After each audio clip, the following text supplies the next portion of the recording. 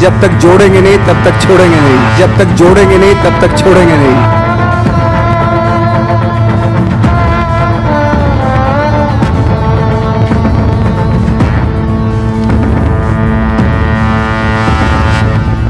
कभी कभी लगता है कि अपन ही भगवान है, कभी कभी लगता है कि अपन ही भगवान है। गणेश का तुम रहम है, लाइफ बदलने वाला है तुम्हें। दादा का भाई का सबका बदला लेकर प्रेशर मंडो जमाना ही ना काबिले बर्दाश्त, ना काबिले बर्दाश्त। अभी तो मिले ही, इतनी जल्दी खुशी भी हुई आपको। जो चीज जैसी है उसे वैसे ही पेश क्यों ना किया। शानदार जबरदस्त जिंदाबाद। कि पैदा तो मैं भी शरीफ हुआ था पर शराफत से अपने कभी नहीं बनी। जरा हम भी तो देखें कि हमसे बड़ा शैतान कौन पैदा हो गया।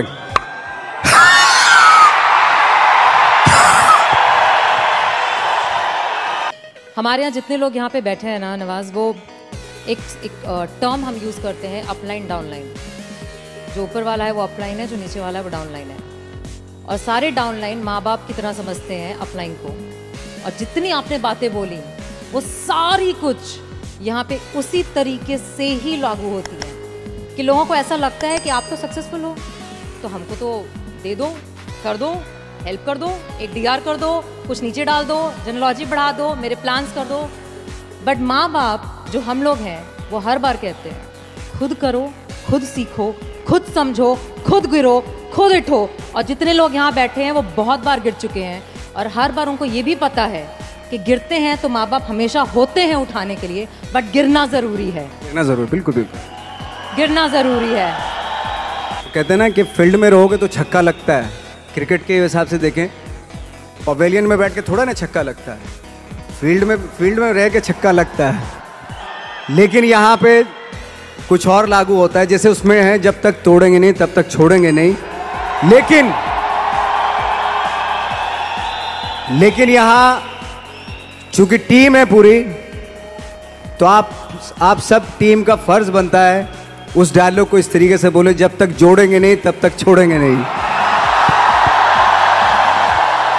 तोड़ने से पहाड़ टूटता है, फिल्म में ये था, लेकिन आपके जुड़ने से पहाड़ बनता है, ये सच है। हमने भी ऐसा कुछ शुरू किया है या हम भी ऐसा कुछ कर रहे हैं जो ट्रेडिशनल नहीं है, जो बहुत अलग है और जिसके लिए बहुत लोग बोलते हैं कि पता नहीं होगा कि नहीं होगा, कर पाएंगे कि नहीं कर पाएंगे, या तुम कर रहे हो करके दिखाओ, तुम कर लिए तो देखते हैं। और लोग जगह जगह समय समय पर हर समय हर किसी को, यहाँ पे जितने लोग भी बैठे हैं उनको कहते हैं कि तुमसे तो हो नहीं पाएगा। जैसे आपने बोला कि ट्रेनिंग बहुत ज़रूरी है और आप काफ़ी बार इस बात को मेंशन करते हैं कि ट्रेनिंग समझना, अपने क्राफ्टमैनशिप को समझ के करना बहुत ज़रूरी है।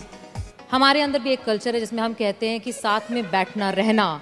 जैसे आपने बोला साथ में रहना बहुत ज़रूरी है, तो हम हमेशा कहते हैं एसोसिएशन में रहना ज़रूरी है।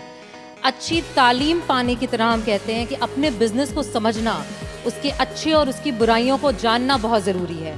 कि विश्वास करो अपने सपने पे, लगे रहो, दिक्कतें आएंगी, बट समझो और समझ के जब करोगे तो एंड में सक्सेस ज़रूर मिलेगी। इस पूरी जर्नी में आपके, जब आपको कभी भी ऐसा फील नहीं हुआ कि बहुत हो गया, सफलता नहीं मिल रही है, लोग आगे पीछे, शायद कोई आगे बढ़ रहा था, जैसे आपने बताया कि आप पहले ऐसे माहौल में रहते थे जहाँ पे लोगों को एक्टिंग के लिए मिल जाते थे और आपको नहीं मिल रहा था, तो कभी छोड़ने का दिल नहीं किया आपको कि छोड़ देता हूँ, कुछ और कर लेता हूँ? और लोगों ने बोला होगा ज़रूर, छोड़ दो, कुछ और कर लो, क्योंकि यहाँ पे बैठे हुए बहुत सारे लोगों को ये बोला जाता है कि बहुत आसान है छोड़ना, छोड़ दो, नौकरी तो है, करते रहो, बिजनेस क्यों करना है? सबसे आसान काम है, जैसे आपने बताया नौकरी करना तो सबसे आसान काम है, लेकिन खुद से क्रिएट करना कोई चीज़, वो वाकई बहुत डिफिकल्ट है। पूरी ज़िंदगी गुजार देते हैं क्योंकि मिलता रहेगा, वो सो हटाएंगे तो नहीं, आपको मिलता रहेगा, सरकारी पैसा आता रहेगा आपके पास। लेकिन खुद से जब करते हैं ना तो उसको करते हुए बहुत दिक्कतें आएंगी, डेफिनेटली बहुत दिक्कतें आएंगी। हमारे यहाँ भी एक कहावत है और एक आपस में कि एसोसिएशन में रहो, अपलाइन की सुनो, मतलब जो भी आपके साथ बिजनेस में काम कर रहा है, जो एक्टिव है और जो वर्किंग है, उसकी सुनते रहो, क्योंकि वो ही आपका भला चाहता है और वही आपको आगे बढ़ाना चाहता है और वो आपको हमेशा मोटिवेट करेगा। आपने बहुत लंबा सफ़र चुना है, जहाँ से आप शुरू हुए और अभी तक में काफ़ी साल लगे। अब जब सफलता आपके पास आ रही है और आपके पास बहुत आ रही है, तो कभी ऐसा दिमाग में नहीं आता कि रिटायर हो जाऊं, कब तक करूंगा, करते रहना है? क्योंकि यहाँ पे बैठे हुए बहुत सारे लोगों के दिमाग में यह आता है कि मेहनत करना शुरू किया, एक थॉट होता है कि एक सक्सेस मिल जाए। जैसे आपको भी लगता होगा शुरू में कि एक पिक्चर मिल जाए, एक शॉट हो जाए, 10 हो जाए या 50 हो जाए, उसके बाद मैं रिटायर हो जाऊंगा, मैंने कमा लिया। बट हर इंडस्ट्री में हम लोग एक रखते हैं कि यहाँ पे रिटायर होना है। आपके हिसाब से इंडस्ट्री छोड़ के, बट आपके हिसाब से आपको क्या लगता है नवाज कि आप कब रिटायर होना चाहेंगे? देखिए, रिटायर की तो बात की बात है। खैर रिटायर एक्टर तो रिटायर नहीं होता है ना, जो स्टार होते हैं वो रिटायर हो जाते हैं। वो तब तक होता है उनका जब तक ये होता है, उनका करियर तब तक होता है। लेकिन इसमें और इसमें फर्क होता है, बिल्कुल, है ना। तो जैसे मैं एक बात कहने वाला था, एक बात कह रहा था कि सिद्धि और प्रसिद्धि में फर्क है। प्रसिद्ध तो सक्सेसफुल तो कोई भी हो जाएगा। एक इंसान कपड़े उतार के बाजार में घूमने लगे प्रसिद्ध हो जाएगा 1 मिनट में, ठीक है। आजकल तो इंटरनेट का जमाना है, थोड़ा मोबाइल से खींच लिया, डाल दिया, हो गया। अरे नंगा घूम रहा था बंदा बाजार में, कौन है, अच्छा ये नाम है, अच्छा हा है, हो गया प्रसिद्ध। तो हमारे एक टीचर थे, वो हमेशा बताते थे प्रसिद्धि और सिद्धि में कितना फर्क है। पहले प्रसिद्धि लिखते थे और नीचे सिद्धि लिखते थे। प्रसिद्धि का प्र हटा दो, सिद्धि होता है। तो सिद्धि जो होती है प्रसिद्धि के भी ऊपर होती है। सिद्धि प्राप्त करना बहुत जरूरी होता है, सिद्धि प्राप्त करना बहुत मुश्किल है। प्रसिद्ध होना बहुत आसान है। प्रसिद्धि आज आपके पास है, कल को उनके पास होगी तो इसको भूल जाएंगे, परसों उसके पास होगी, दोनों को भूल जाएंगे। लेकिन जिसके पास सिद्धि होगी ना, उसको आप कभी नहीं भूल सकते। आप जो भी काम कर रहे हैं, अगर आप उसमें आपका पैशन है, जज्बा है, उसमें आपका मैडनेस है, तो वो आपको वो सिद्धि आपको मिलेगी। हमारे बिजनेस में भी हम हमेशा कहते हैं डुप्लीकेट करना है, डुप्लीकेट करना। और बहुत सारे लोग इस बात को सोचते हैं, डुप्लीकेट का मतलब हरकतें, आपके एक्शंस, आपकी बात करने का तरीका, वो डुप्लीकेशन होता है। बट आपने बहुत खूबसूरत बात बोली कि डुप्लीकेशन कॉपी करना नहीं होता, डुप्लीकेशन समझना होता है।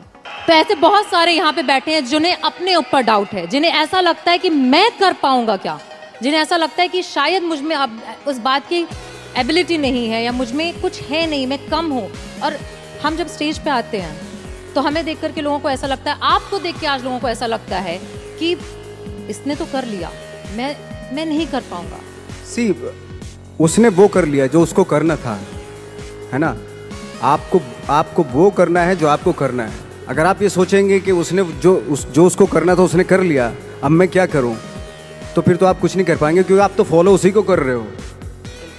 आपको खुद की अपनी आवाज़ सुननी पड़ेगी। एक्चुअली मैं क्या करना चाहता हूँ, इस मामले में बहुत ही इंडिविजुअल होना पड़ेगा, बहुत ही प्राइवेट होना पड़ेगा आपको, कि मैं क्या करना चाहता हूँ, मेरे क्या थॉट है, मेरे क्या ड्रीम्स हैं। पहले तो सपने देखने पड़ेंगे आपको, और सपने में भी कंजूसी नहीं करनी चाहिए। सपने कभी कभी आप सपने देखते हैं, ऐसा लगता है कि यार ये तो पॉसिबल नहीं है, लेकिन पता है जो सपने देखते हैं वो पॉसिबल हैं, वो एग्जीक्यूट हो सकते हैं। पहले सपने तो देखना शुरू कीजिए। हमारे बिजनेस में हम कहते हैं कि बहुत कुछ ना, जब लाइफ में हमको आता है और हमें करना पड़ता है ना, तो कई बार हम बहुत कंफ्यूज हो जाते हैं। हम समझ नहीं आता कि इतनी सारी चीज़ें एक साथ कैसे करेंगे। जैसे हमें बिजनेस में एसोसिएशन करनी पड़ती है, प्रॉस्पेक्टिंग करनी पड़ती है, क्लोजिंग करनी पड़ती है, लाइन अप करना पड़ता है, बहुत कुछ करना पड़ता है। तो आपको कभी थकावट नहीं फील होती? आपको नहीं लगता कि यार मतलब मैं नवाज कहाँ चला गया, मैं एक्टर हो गया? थकावट उस काम से होती है जिसका शौक आपको नहीं होता। मुझे 365 दिन मैं ये एक मैडनेस है मेरे पास है, और थैंक गॉड मुझे उसमें बहुत सारे लोग बोलते हैं, मेरी प्रॉब्लम भी होती है एक्चुअली कि यार क्या है, आप सिर्फ यही करते रहते हो, यही कुछ थोड़ा सा बाहर जाओ, घूमो फिरो, है ना, ऐसा होता है। बहुत सारे लोग बोलते हैं। मैंने तो यही चाहा था ना, यही पैशन था ना मेरा, और यही मौका मिल रहा है, मुझे करने का मौका मिल रहा है, तो इससे मैं बोर कैसे हो सकता हूँ? अगर आज मुझे फिल्मों में काम मिलना बंद हो गया तो मैं थिएटर करना शुरू कर दूंगा। वो बंद हो गया, मैं 2 लोगों को ले जाके यहाँ पे एक नाटक कर दूंगा, स्ट्रीट प्लेस करना शुरू कर दूंगा, क्योंकि वो मेरा पैशन है। मैं मोहताज नहीं हूँ कैमरे का। मैं 2 लोगों को 10 लोगों को लेके यहीं पे कुछ इम्प्रोवाइज़ करना शुरू कर दूँगा, यहीं कुछ एक नाटक बना लूँगा और सबको इन्वाइट कर लूँगा, आ जाओ भाई हमने एक प्ले किया, आ जाओ देखो ना कुछ पैसे तो दे के जाएंगे ना आप, भले 1-1 रुपया दे के जाएँ। किसी को आप रेगिस्तान में भी छोड़ दो, वो बिजनेस, एक कौम होती है जो बिजनेस करती है, बिजनेसमैन, ओके, अगर उनको रेगिस्तान में भी छोड़ दो कि वहाँ पे भी बिजनेस कर लेंगे वो।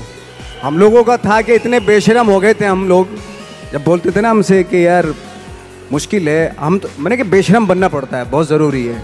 कहाँ जाएगी सक्सेस? सक्सेस के लिए ना बेशरम बनना पड़ता है।